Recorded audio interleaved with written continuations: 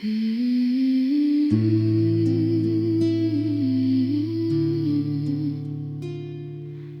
žena prošla je sve što život zna da baci i opet stoji uspravna, bez maske, bez laži.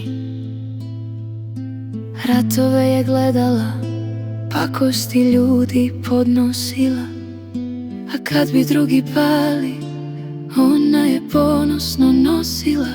Stajala uz muža, rame uz rame, dok su joj govorili ostavi ga, spasi se tam. Ali ljubav joj nije bila slabost, već zakletva sveta, da ostane do kraja, pa makar sve oko nje bila šteta. Gledala je hapšenja, pretnje, tamne dane i u tišini naučila da boli ne traju, nego ostane. Ta žena ima dušu od vatre i srce od zlata. Kad svi ćute, ona stoji, kad svet gubi boju, ona vraća sjaj.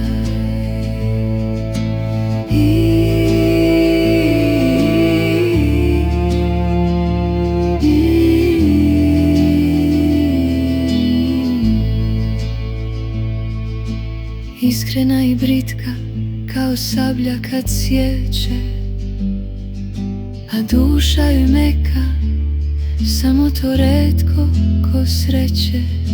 U njenom srcu jedno mesto ćuti, nerođeni sine, gledaš me sa visine.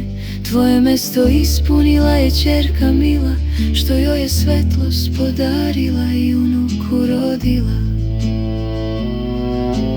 Život je nije mazio, ali ju je naučio sve, da i kad izgubi, ona se iznova digna.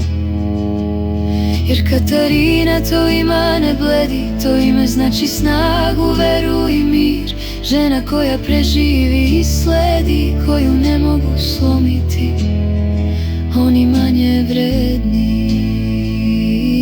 Njeno srce tvrdo, ali čisto, kroz bol se kalilo, kroz ljubav blistalo isto. I kad ćuti, govori više nego reč, jer njena duša zna, kroz pakao ide samo onaj ko zna gde je već. Ta žena i kad ćuti sve kaže, u tišini njenoj svet se smiri, jer njeno ime znači večnost. Katarina.